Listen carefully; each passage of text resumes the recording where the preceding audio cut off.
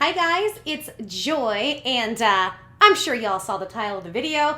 I'm gonna ask anybody that watches this, please keep an open mind. This video is not at all intended to shame or bully or call out or, really even blame anybody. This video, it won't go where you probably think it's going to go. I try to make a lot of my videos do that. I don't really go with the same popular mainstream narratives either from the mainstream media or from YouTube. I like to try to give a little more in-depth information on something, and the majority of my content, as you guys might know who watch me, and if you're new, hi y'all, hi, subscribe, hit notifications. I have a health element to it.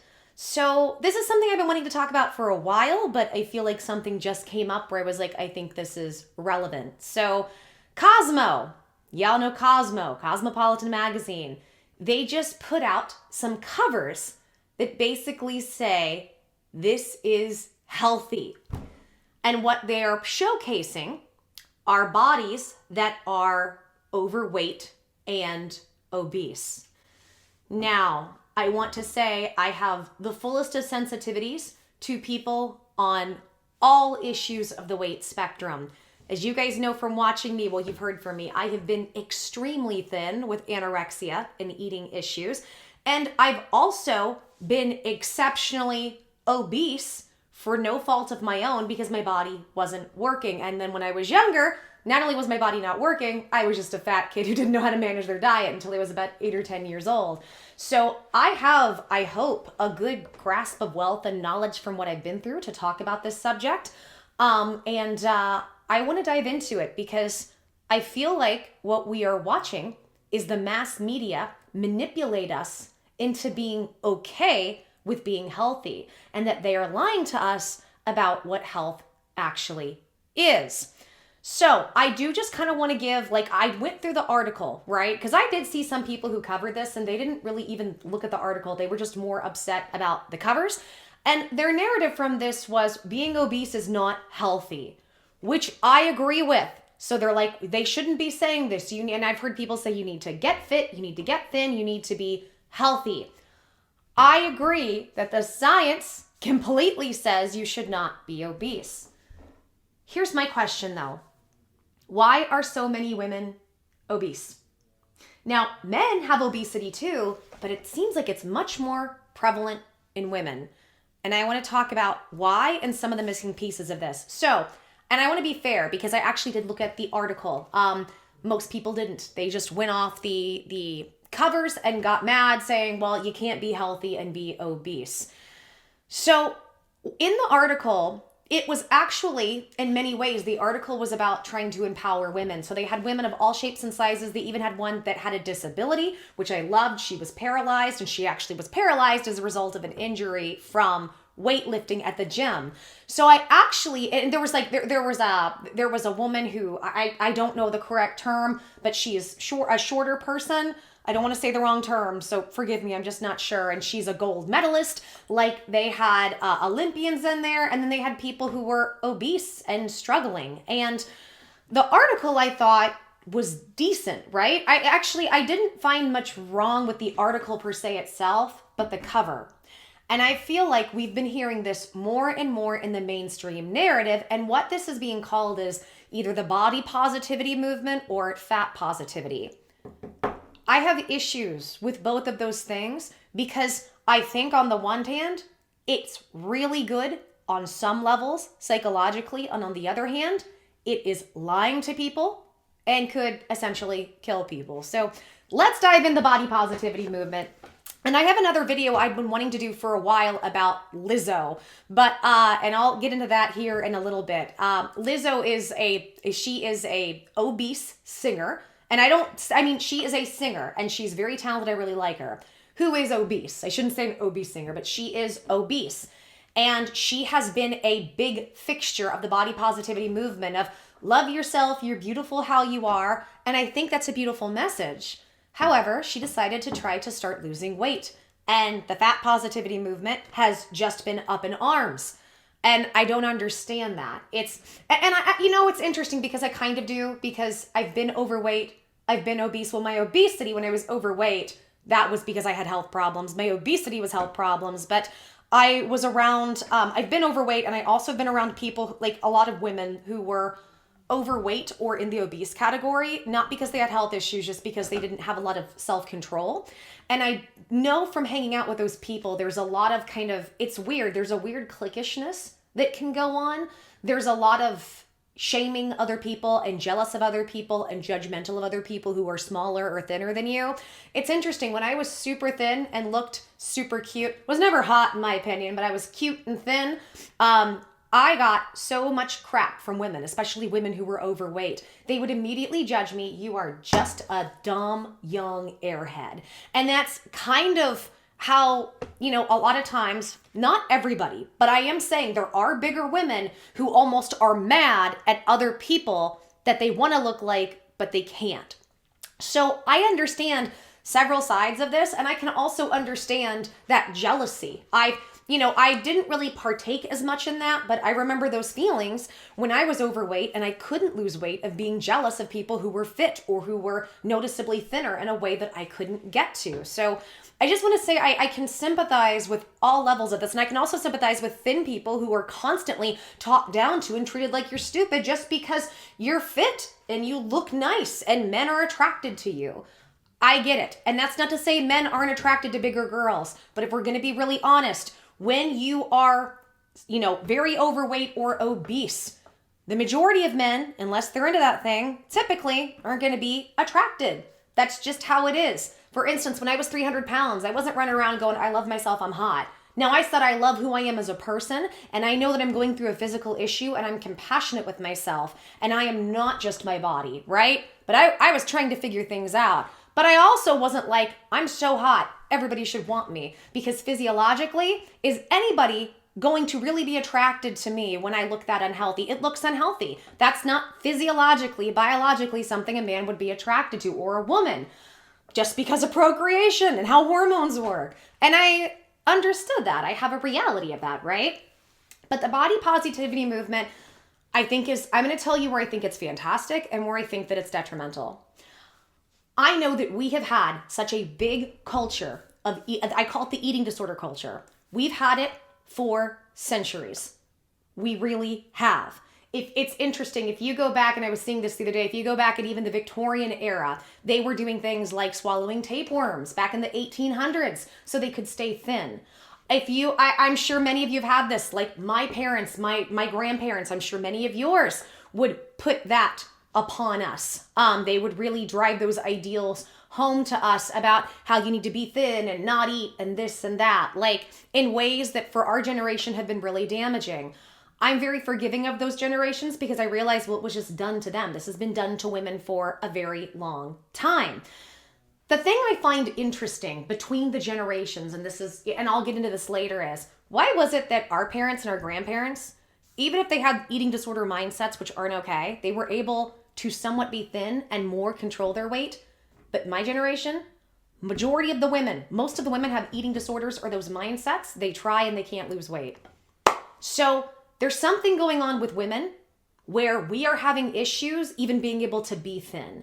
This is where I love the body positivity movement. I love it because it tells women you are not just your body. You are beautiful simply because you exist. You don't have to be objectified. All for it. If you're having a health issue, you don't have to feel ashamed of walking out in public because men aren't attracted to you. It's very interesting that society puts all of this pressure on women to attract men. We don't do it as much with men. I'm not saying it's not there, but it's not there the same way as a woman. So for instance, if I come on here in a hoodie and my hair unkempt consistently, and I know because I did it when I was sick, the crap I get because I'm not trying to look pretty. Most men come on here, hoodie, and haven't brushed their hair. Nobody says a word. It's not, we don't put pressure on men to go out into society and attract other women. We put that pressure on women. Now, men can feel that pressure because they want to attract a woman. I'm just saying they're not going to get social crap and many times lose jobs or promotions as a result in the same way a woman will. It's just we have different standards set on us. The other thing I think is interesting, and I want to do a video about this at some point.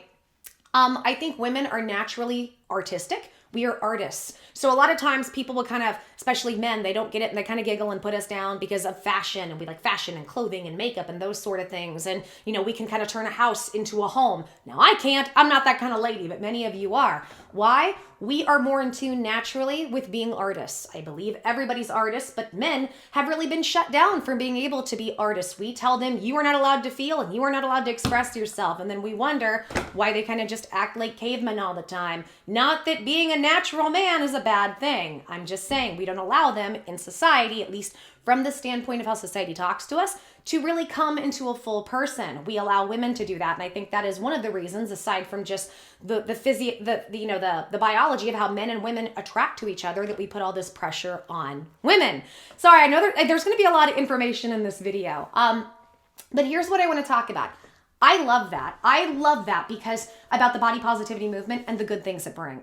Because when I grew up, there was so much pressure on young women. By the way, there still is. It's not like there's any difference. In fact, I think the eating disorder culture might be worse now because there's Instagram and everybody has to look like they're model ready. And that's become part of the social norm that in high school, you know, my generation, we didn't have that. I graduated in 2003. I think Xanga had just come out, the online journals. We didn't have any of that. I think late 2004, I learned about MySpace, right? And I think it was like 2006 or 7, I was able to get a Facebook. For a long time, I couldn't because you like either had to be at a specific job or college. So we didn't have to, you know, grow up with that pressure, but it's prevalent. It's there. And it was so heavily pushed upon us. And now the one thing I will say is my generation has really taken it upon themselves to try to change the media so that people aren't being pushed to all have eating disorders. The women, we're not just seeing wafers everywhere and told, if you're not stick thin, you're fat. That was the narrative. You're not stick thin, you're fat. So I am very happy that the body positivity, and even to an extent, fat positivity has come into play. I'm very happy about that because it allows women to just love themselves and not just be used as objects for objectification, right? Towards men being physical. And it helps us not go down the very unhealthy path of all of these eating disorders that we've struggled with. So celebrate. Here's the problem. There are two problems. There's the opposite side of the spectrum and the underlying problem that nobody's talking about. So let's go the opposite end of the spectrum. They are constantly saying you can be fat and you can be healthy. You can be obese and you can be healthy. Obese is healthy. No, that is incorrect. It is not in science. I'm sorry. That's a lie. Now, why would this lie and myth keep being perpetuated? Well, let's take a look at Tess Holliday. Tess Holliday is a fat positivity and body positivity person. She is in that movement, right?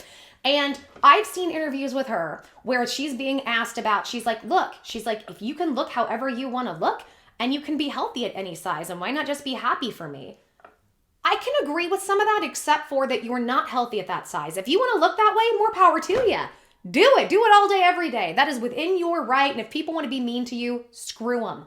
I completely agree. The lie is you can look this way and be healthy. I have videos, if you go back and look when I was almost 300 pounds, I was telling y'all, I know this isn't healthy.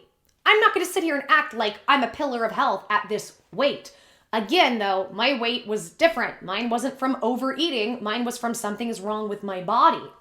So here's what I want to dive in a little more. And I will tell you the other thing that drives me nuts about body positivity and fat positivity. I don't want to call people out. That's not the channel I want to be at this point. The only one I'm fine to call out is maybe somebody like Onision or people who are super predatory. But I remember there's a channel that, it's a big drama channel that likes to scream body positivity. And I had YouTubers who just mocked and made fun of my weight. And they did it in such a horrible, cruel way, telling people I'm not sick. I just sit around and eat until I get bigger. And this one who is super body positivity didn't say a word, but cheered on the documentary or this thing that this person made. And on top of all of that, on top of, super body positivity, but enjoyed and liked the thing and even thought and basically even questioned if I was crazy. Never says a word about me being shamed for my body. Interesting how that works. There's a lot of hypocrisy that goes on with the body positivity and fat positivity movement. So I want to be fair. There are great elements and there are elements that are lies, dangerous, and misleading. But I don't think that's the core issue. Here's my issue and here's my concern. Why is the media consistently pushing this lie on us that you can be overweight and obese and it's okay, it's fine, you're beautiful? I gotta tell you, I get really tired, and I'm gonna say this as nicely as I can. I get really tired of seeing people like Lizzo in the media and hearing, now, what I'm about to say has nothing to do with Lizzo. More respect to Lizzo, okay? I'm talking about the media.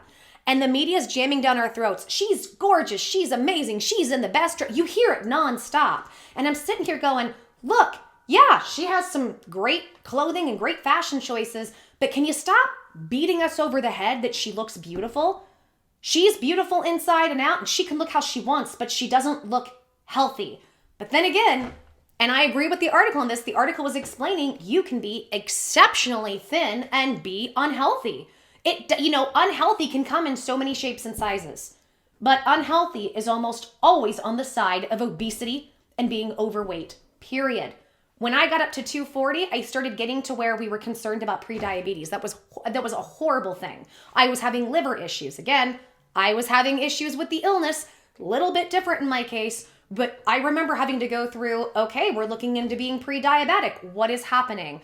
Luckily, that's not an issue. I'm very grateful that I found out why I have weight issues and I was able to fix them. And that's why I told y'all, if I find the right diet, I'm going to be militant and go for it. My life depended on it. So, and I have, and I'm still not done. I got a ways to go, y'all. I miss being small, so I'll get there. But I'm just so tired of the media shoving this narrative down our throat. And I'm sitting here going, the media was so big on making sure that women were all starving and unhealthy and that psychologically we were messed up because everybody has to be thin. So why did it suddenly change? Well, a couple things. I think, as I said, my generation stepped up and said, we're not going to do this anymore and we're not going to let our daughters go through this. And more power to us, right? Yes. Awesome. However, here's the flip side of that. They took this and said, okay, we have been pushing eating disorder culture on women for so long while, in my opinion, poisoning our bodies, which I'll get into in a minute, so that most of us can't really be thin or lose weight. Because here's another thing. Most of the women have eating disorders and you don't know why. Because they don't look like Eugenia Cooney. They don't look like her. Why don't they look like Eugenia Cooney? And a lot of them have issues that are bordering severe. Some even in that level, but you can't see it. So they took this and they said, all right, women are screaming and, I think with the eating disorder situation, they did that to completely disempower us, objectify us, and keep us in social cages, right? They gave us the appearance of feminism in the 60s and a few rights here and there, but really just socially kept us in that box. So they said, this isn't working. What do we do? Well, I think the scientists, the FDA, the media, the government, number one, they're all in bed together. Number two, the things that the FDA has allowed to come into our food and our water are terrifying. You want one example? High Flint, Michigan. And that's just one example. I live in Oklahoma City. Horrific water here. And a few of the counties have some of the worst water where cancers are popping up. It's a nightmare, guys. When I lived in Europe, the quality and freshness of the food in terms of I ate and I didn't feel sick. Y'all ever eat and you get that kind of headachy feeling afterward, that tired feeling even after a healthy meal? Yeah, even the healthy stuff has a lot of crap. Even Whole Foods is going through all kinds of legal issues and lawsuits. They have been for several years because they'll jack the prices up, 1,000% on something, call it organic, and then we find out it's not. Health is being lied to across the board in this country. I believe as a result of the chemicals in the food, the hormones in the food, the heavy metals, the toxic chemicals in the food and the water, because it's also in the water, mixed with the fact that in your teen years, we shove birth controls down women's throat, not take into account what healthy hormones are, what your hormone levels were before then. Do you have any hormone issues or genetically are you preconceived to? And we disrupt women's hormones. And then we have hormonal disruptors across the board in the food and the water, not to mention how much antibiotics are in food that will completely kill your gut. Why is it when I was young, I had extreme asthma and allergies? My school didn't believe me. I remember my mom, this is one great thing she did with my grandma. We had to fight the school because like they had a school cat that was there and it was making me sick and we had to get rid of it and the school hated me as a result. And had we had social media, these people would have been sued and fired. But we are in Podunk, middle of nowhere, no social media, so we just had to really battle them for my health because they didn't believe me about things. I've had this not being believed my whole life when it comes to health stuff. Why is it back then asthma and allergies were more rare? Like people could get minor hay fever, but now even the severity that I had it when I was little, which my doctor, who was 70, said I've been practicing medicine for like 50 years. They're the most sensitive child I've ever met. Well, I wish somebody would have said it's because it's a histamine disorder. That's what's causing it. Why is it so many people now exhibit signs of histamine disorders? Why are we just figuring out that the body through the gut is having a hard time regulating histamine? Why are so many people having IBS and gut issues that didn't before? Why are so many more people having cancers and on the spectrum? The list goes on and on. Now, each one of those issues is specialized and different. I'm not a doctor. I am not here to tell you or diagnose anything or say what is what. I think several issues can have several complexities to what's going on and why. Everybody's health and body is a puzzle, and everybody, I think, to an extent, is different. So therefore, it's not my place to say. What I'm saying, though, is that I think we have a system set up that unless you have an immaculate gut and an immaculate metabolism and no genetic predispositions to much, as a woman, you are screwed when it comes to managing your weight. Not all, but most, the majority. So what happens is we try to lose weight and it doesn't work. Why are the things that we're being told not working?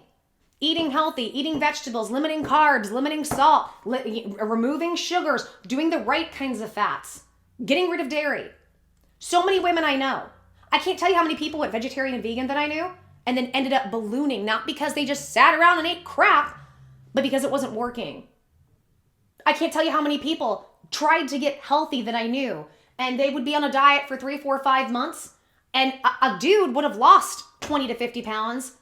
They didn't, or they might have gained weight, doing everything perfectly. And what it does when we're constantly being told this is what you need to do to be healthy and then it doesn't work, psychologically it messes you up. It can make you feel crazy. And then nobody believes you. Welcome to the world of women. So here's my point, and here's what I want to get at with the body positivity and fat positivity movement. I think it's being used to now tell women, you know what? You are going to be fat and obese. Be comfortable in it. Accept that this is what it is, and not just accept it, but look at it as healthy. And I think they're doing this because they know they're destroying our health. It's happening to men, but let's be honest, it's happening to women at a much higher rate. I think it has to do with our hormones being so messed with. But they're doing this specifically so that we will stay in a state of being unhealthy. So we won't question the status quo. As women, we won't stand up and say, why is it I can do everything perfectly by scientific standards and I can't lose weight and I just gain weight or I'm just the same? What's happening here? And what's happening here, guys, is that we're being poisoned. We're slowly being poisoned. And why does nobody do anything about it? Because no doctors will take us seriously. And science, I have a video about this, guys. Scientists, and this makes me so mad, go, like I said before, go see my Eugenia Cunha series because I have a ton of information about eating disorders, weight loss, and different things. But most of what we know about losing weight from science is tailored towards men's health and men needing to lose weight quickly before surgery. There is very little study, there's very little information about women and weight loss or nutrition, or on top of that, fitness.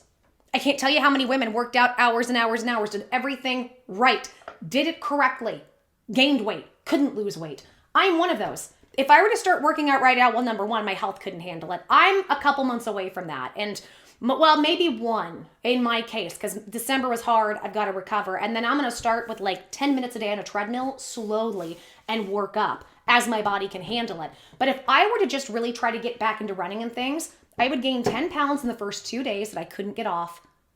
Maybe for 6 or 8 months, if I'm lucky. It's not just water weight or muscle weight. It's because my histamine and my cortisol goes up. All things we don't talk about. And how many people are having issues regulating histamine in their body because their gut is messed up from all this crap? And I'm not saying crap like, oh, if you just overeat or eat the wrong food. It's in everything, y'all. It's in everything, including the health stuff. And that's the part that's scary. Now, some stuff is going to be better for you than others, but I feel like what we're really seeing, and this is what scares me, and this is what makes me so mad with the body positivity and fat positivity movement. We're taking women trying to empower themselves to say, I'm not going to live in an eating disorder, and I'm not going to have my daughter do that, and we can feel beautiful, and we can love ourselves as we are because something's going on, and we don't know what it is. Instead of looking, or, some women just, they don't have the time. They're focused on their families, so they really can't do what they need to do. Or if you're poor or minority, good luck even getting access to some of the healthy food. Good luck. That's another thing. Isn't it interesting that the worse the food, the cheaper it is? It's like the game is rigged. And I like to do a video on this. I saw a lot of conservative people. It's funny, a lot of people think I'm super conservative. I'm not. I like some conservative stuff and have some conservative ideas and values, but I'm also super liberal at some things. But I saw this, made me so mad. This circulated like, maybe it was over a year ago, but I guess on Oprah, this clip came out where this bigger minority woman was talking about the fact that that weight loss is tailored to white people and white women, and that African-American women have a harder time losing weight. And everybody laughed, and they just sat and fat mocked, and okay, because you're eating cheeseburgers, it's white people's fault.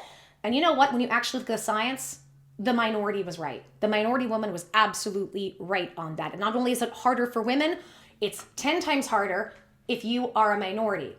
But then again, we shove minorities into a bunch of cities. We remove the fathers from the homes, and we barely allowed them to survive and fed them crap. And it's not like we really focus on women's health, much less minority health, because different minorities, different cultures have different health needs. That's not me being the R word. That is just the reality of what it is. Different cultures have different health needs depending on where they came from, what the environment was, what their genetic lines are. That's just what it is, but we don't have enough information about that.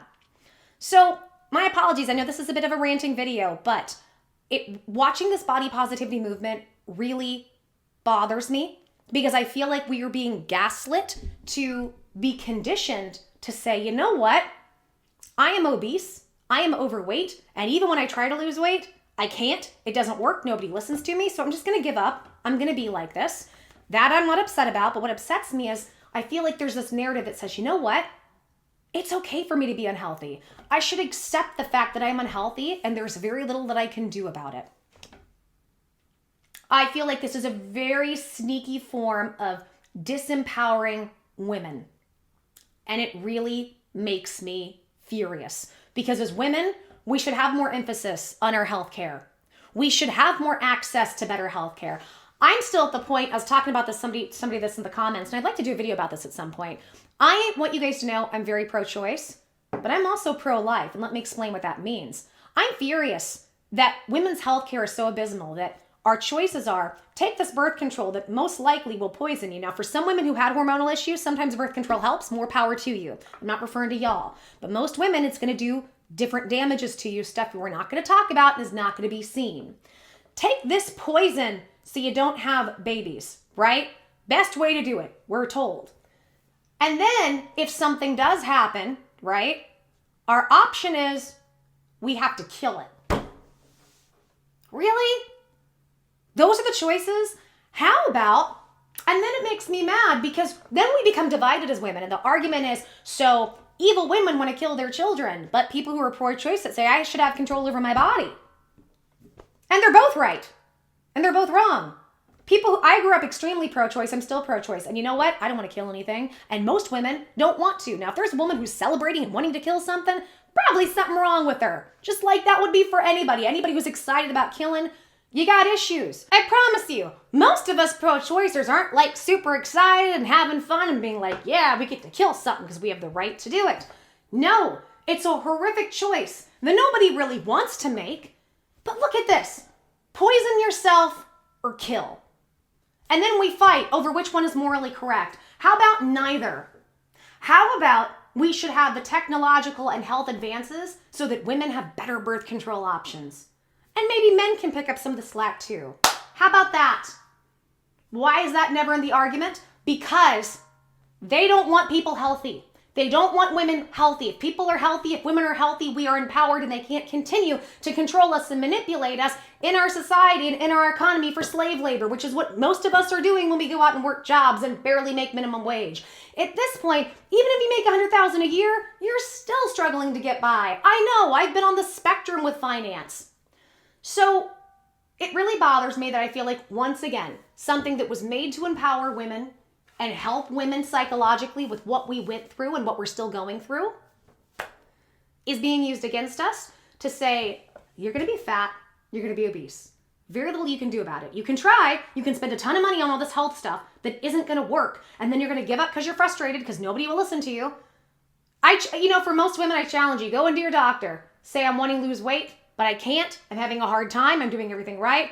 They're going to sit there and tell you, go work out more. Well, eat less, even if you're eating just the bare minimum to get by. We should have better health control options. We should have better health care options for us. And we shouldn't be gaslit to say, you're going to be sick, and that's beautiful. You're going to be ill. Something's going to be wrong with your body to where you're going to explode in obesity and inflammation. Because what is gaining weight at the end of the day? What is fat? It's accumulated inflammation in your body. So what we're having is, we're basically having a narrative that says, you know what? Your body is sick and inflamed. You're under a ton of inflammation. And that's beautiful. And it's healthy. It's not. It's not. If you choose to want to look like that, or if you look like that because you decide to have a horrible diet, more power to you. Do whatever you want.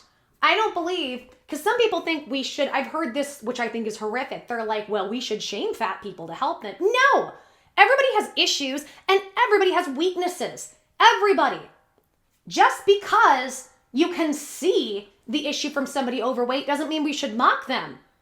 We don't do it to an extent maybe, but not the same extent to people who are smokers.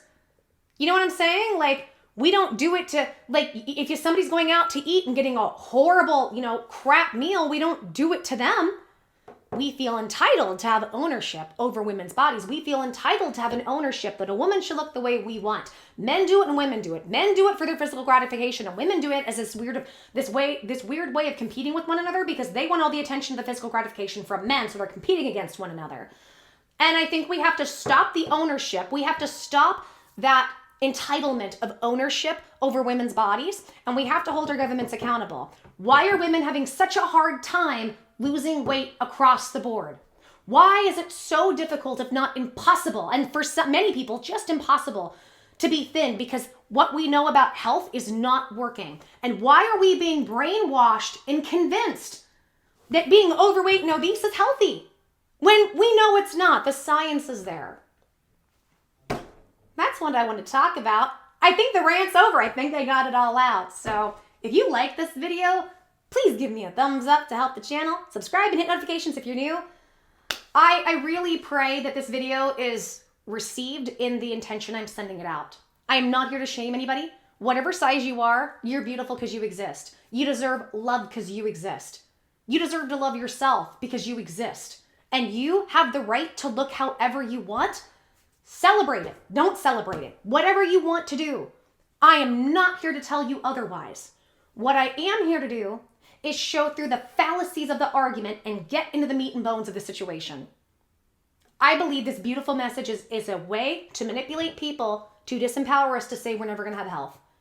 And that's crap, in my opinion. Sound off. Do you think I'm right? Am I missing something?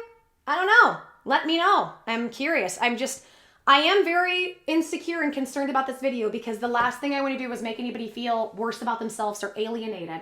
That's really not what I want to do.